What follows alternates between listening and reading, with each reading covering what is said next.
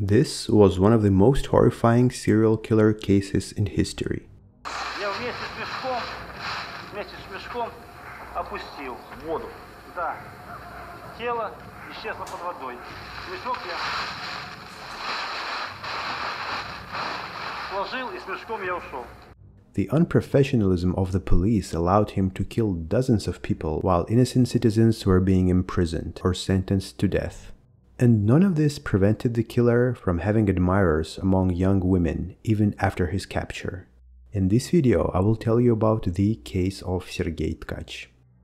Hi, you're watching the Jonas channel. Today's video is about probably one of the most horrifying serial killer cases in history, but this case is also a bit different because what police was doing during the investigation, instead of catching the killer, made it much worse. As always, if you will find this video interesting, please leave a like at the end, and let's begin. The city of Palogi in Ukraine was a typical quiet provincial town with a population of about 100,000 people. That was located about 100 kilometers away from the regional center. Most residents there knew each other in some way and were not worried about their safety. Little did they know that one of the most brutal killers in history was walking among them. The story started in 2003 when Ira Badrova, who was an ordinary schoolgirl, was walking home past a ravine in a wooded area. A man on a bicycle passed by her, and when they were near each other, he attacked Ira and began to strangle her. Then he sexually assaulted her and strangled his victim again and fled the scene. Ira survived because the attacker thought she was dead, but she could not describe him as she barely saw his face. This attack was just the prelude to a series of assaults and murders that soon struck Palogi, and the next victims were not as fortunate to stay alive. Their bodies were found in ravines, parks, and construction sites. A few weeks later, almost in the city center, the body of 9th grader Valya Skuratova was found between a transformer booth and a garage. That evening, she had visited a computer club, and on her way home, she was attacked. After being sexually assaulted, Valya was strangled. People were outraged that the police could not find the criminal, and under pressure from the authorities and public, they simply decided to find someone to pin the crimes on. Local resident 23-year-old Vitaly Kaira walked to work along the same road every day. And this road was not far from the place where the body of a 6th grader was found. Some time before that, Vitaly had passed by the victim who was walking with her friends, and he greeted them. He knew the victim and just said hello. During interrogations, the victim's friends, among other things, remembered the encounter with Vitaly and told the police about it. Vitaly was immediately arrested and taken for questioning. He was interrogated harshly and persistently for days, demanding a confession to the murder. Vitaly did not confess to what he had not done, so the police took him to a separate room and began to beat him brutally. Despite this, Vitaly stoically endured the beatings. The police, needing to find someone guilty at any cost, decided to do something even worse. So the police hinted to Vitaly that if he wouldn't sign the confession, some people might accidentally break into his home and something bad can happen to his wife and daughter. Probably Vitaly could have endured the beatings for much longer, but he couldn't allow something bad happen to his family. After this, Vitaly signed a confession to a murder he did not commit.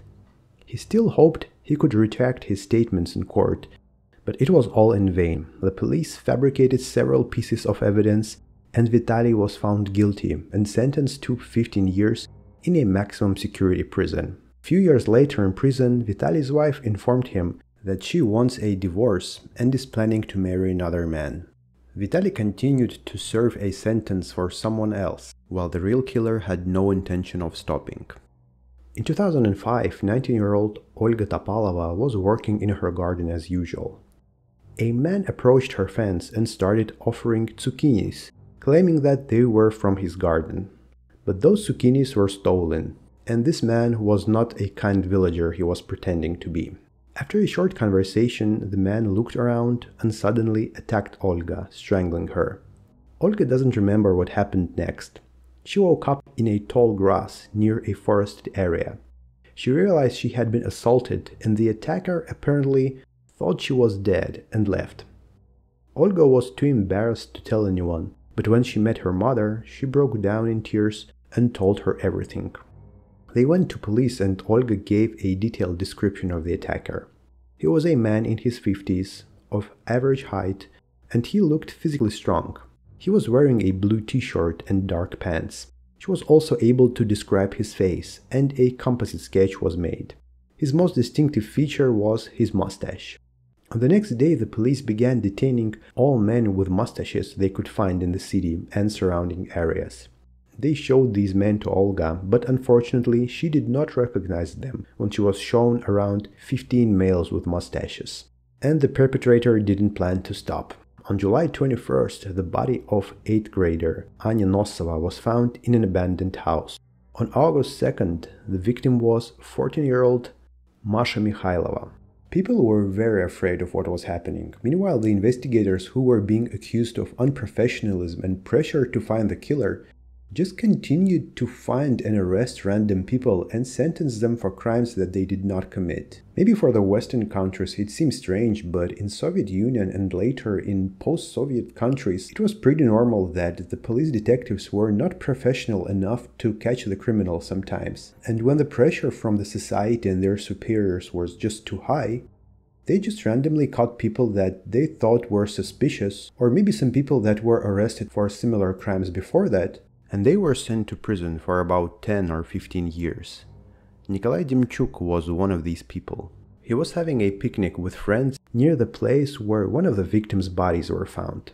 He was detained and unable to withstand the torture, so he confessed to a crime he did not commit and was sentenced to 10 years in prison. But among all of the falsely accused, one stood out as the most horrendous. 14-year-old Yakov Popovich was convicted of the murder of his 8-year-old cousin Yana. The detectives came for Yakov right during his lesson at school and took him away in handcuffs directly from the classroom. At the police station, the detectives beat up Yakov. And when they threatened him that they might kill his parents, Yakov agreed to confess. Obviously, a 14-year-old child could not resist such pressure from adult men. The detectives didn't care that Yakov had an alibi at the time of the murder, and it really wasn't possible that a quiet 14-year-old could have done something that horrific, as the body was found in an abandoned building and was horribly mutilated. And obviously the murders continued because catching random people cannot stop the murder. On August 3rd, 2005, 9-year-old Lena Khareeva went missing. She had gone swimming with friends at the Konka River. The search for Lena yielded no results, and when the police interrogated everyone who had been at the beach that day, several of Lena's friends remembered that an adult man had approached her, and some even claimed that they were talking and he was teaching her how to swim properly. It became clear that killer was now confident that he would not be caught, and he was approaching his victims in broad daylight. The detectives continued to question locals who have been on the beach, and they finally got a first clue. A local fisherman who was on a boat also saw the man who approached Lena and talked to her, and he recognized this man. He knew him because they worked together at the same factory at some point. This man's name was Sergey Tkach. Sergey was a 52-year-old quiet alcoholic who had never been arrested and was generally an unremarkable person. So the police squad was sent to follow up this lead on Sergey's address. Tkach lived in a semi-abandoned private house on the outskirts of Palogi. At first, he did not open the door, but after a few minutes, the door swung open, and Tkach greeted the officers reeking of alcohol. He behaved calmly. When the police told him they were taking him to the station for questioning, Tkach slumped. Without any resistance, he followed the officers. The police did not initially suspect Tkach to be the criminal they were searching for. However, to their surprise, the first thing Tkach said during the interrogation was, "I've been waiting for you for 25 years." He immediately began giving his testimony. Почему вы даете показания, которые изобличают ваш... Ну, на это ответит следствие. Я хочу обличить тебя. Здесь. избавиться от своего груза, который я совершил в области злодейства, зла. Я хочу избавиться, честно признаться, чтобы спокойно уйти в мире вам. Меня здесь нет. Tkach started by describing what happened to 9-year-old Lena Khareeva, who was his last victim, who went missing by the riverbank. That day, he waited until people left the beach and then attacked Lena. After he assaulted her, Tkach drowned Lena in the river. So detectives thought that Tkach was the person who committed about 10 murders in Pologgy. But after the arrest, Tkach surprised them, telling that he had been killing for 25 years and he has dozens and dozens of victims. But how it was possible that a middle-aged alcoholic wasn't caught while he was killing for 25 years? So the police wanted to know more about Tkach's personality, and they decided to delve deeper into the story of his life. Sergey Tkach was born on September 15, 1952 in Kiselyovsk, in the eastern part of Soviet Russia. He was the fourth child in a large family. His father was working in the mine. Sergey's parents were preoccupied with work, leaving little time for their children. However, severe punishment was the norm for childhood misdeeds in the family. Because of such upbringing, Sergey was growing up sickly and unsociable, with a slim build that made him very vulnerable among his peers. According to some sources, Tkach even was under psychiatric observation as a child. To build up physical strength, he took up weightlifting and achieved some success, becoming a junior champion in his hometown. His sports career developed rapidly. He won medals at district competitions, so he became physically very strong. However, his hopes for a bright future were dashed by an unsuccessful training session, where Tkach injured the tendon in his left arm, forcing him to leave competitive sports. The injury also ended his plans to get a higher sports education. After school, Tkach decided to join the army. He was serving in the Navy in the far east of the USSR. Tkach was so enamored with the sea that he decided to enroll in the Sevastopol Naval Academy. Without waiting for his discharge, he successfully passed all the entrance exams. However, he faced disappointment again. During medical examination, he was found to have heart problems. He was expelled from the academy and sent back to complete his military service. The shock of his failure was so intense that he attempted to take his own life. He was saved but was discharged, and with such record he had no future in the military anymore. Tkach decided not to return home and looked for work in the city where he had served. During this period, his sadistic tendencies fully manifested. He got a job with a dog catching service. While his colleagues shot the dogs using service weapons, Sergey used a piece of rebar to kill the stray animals with his own hands. And the process of skinning them brought him the greatest pleasure. He later sold those pelts to local craftsmen for making fur products. Surprisingly, despite his attitude towards animals, Sergey, after he already became a serial killer, got a dog of his own. The dog became the killer's best friend, to whom he poured out his soul after committing crimes. After saving some money, Tkach returned to his native Kiselyovsk. Back home, he got a job in the police force, initially as a criminal investigator and later trained as a forensic expert.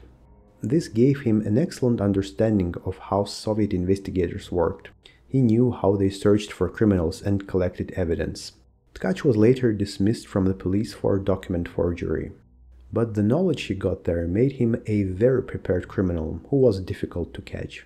By this time, Tkach started a family. His relationship with his wife was pretty complicated. They often had arguments. Then Tkach got a job at a railway station, and this was the time that he began drinking heavily. He even set up his own record, and he was very proud of it. He was able to down a bottle of vodka in only 13 seconds. But as the arguments in the family got worse and worse, he took one of his sons and left to Crimea where his parents lived.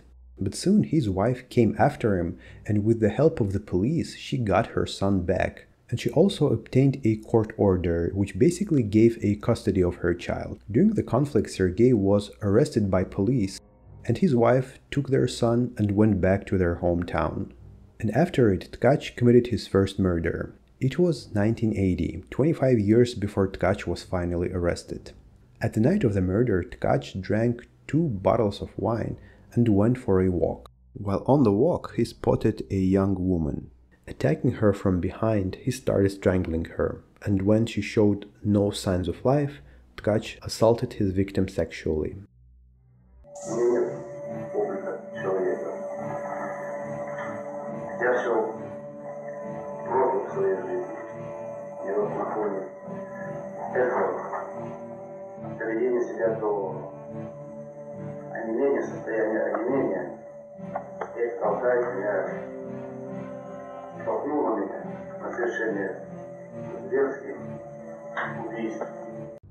Realizing what he had done, Tkach decided to confess.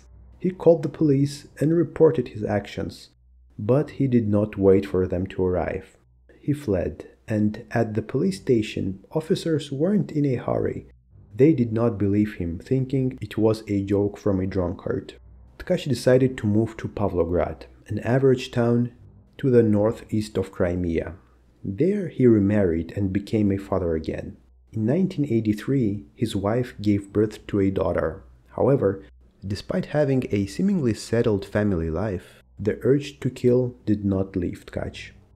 His first young victim was a 10-year-old schoolgirl, whom he ambushed on October 21st, 1984, as she was on her way to the music school. Tkach dragged his victim to an abandoned oil factory. After the murder, he took her music notebook and wristwatch. Since that, he often took personal items from his other victims, from lipstick and umbrellas to shoes and dolls. In the meantime, detectives tried in vain to find any clues on the body of the deceased, but the knowledge that Tkach obtained while working in the police helped him avoid the investigators. He himself admitted that, at one time, he had access to highly classified materials, including murder cases. Tkach read these and knew how he would be hunted. He always used protection when assaulting his victims, so he wouldn't leave any DNA evidence. And also, he took all the victims' items that might have retained fingerprints. Tkach traveled by bicycle or left the crime scene via railway tracks, because they were treated with chemicals that prevented dogs from picking up his scent.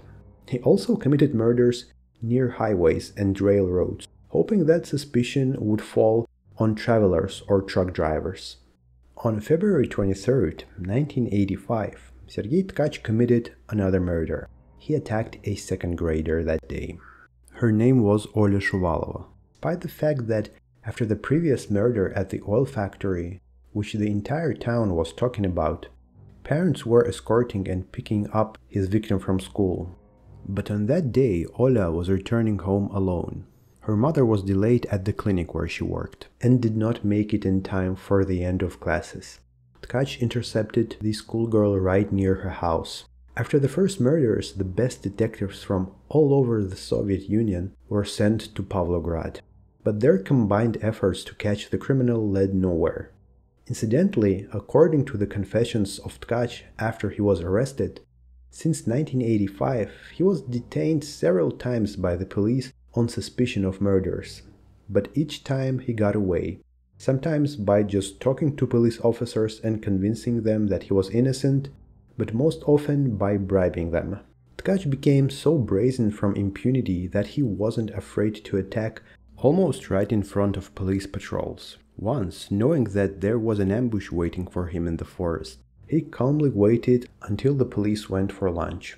Then, right at the site of their duty post, he committed another murder. During his time in Pavlograd, Tkach committed 30 attacks, and most of them ended up with his victims' deaths. In the year 2000, his wife was promoted. She got a job as a deputy director at an oil processing plant in the city of Palogi, where the family eventually moved to. After moving to Palogi, Tkach held back for 3 years, but then he started killing again. Probably if he did not do so, the murders he committed in Pavlograd would have been never solved, as many men were arrested and sentenced for these crimes. But Tkach simply could not stop killing. And during the time Tkach was committing his murders, police officers were arresting and punishing innocent people. In July of 1989, Tkach killed a 9-year-old girl in a small village near Pavlograd. After this crime, the father of the deceased, Vladimir Svetlichny, was arrested. The investigators had no substantial evidence, so they skillfully manipulated the victim's mother, Vladimir's wife, convincing her that her husband had killed not only their daughter, but also other schoolgirls whose bodies were found in Pavlograd in recent times. Vladimir's wife believed the investigators, possibly because they presented her with fabricated evidence. She gave testimony against Vladimir, who was detained the same day and forced to confess to 22 murders and assaults he did not commit. No matter how much he tried to prove his innocence, the case went to trial.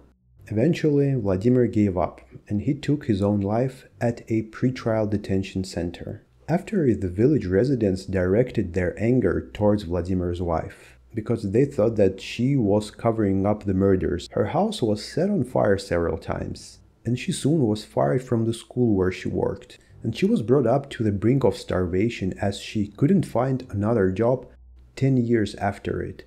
Vitaly Kaira was released after 5 years in prison. He was freed without any compensation for his unjust sentence. Nikolai Demchuk also spent 5 years in prison before being released.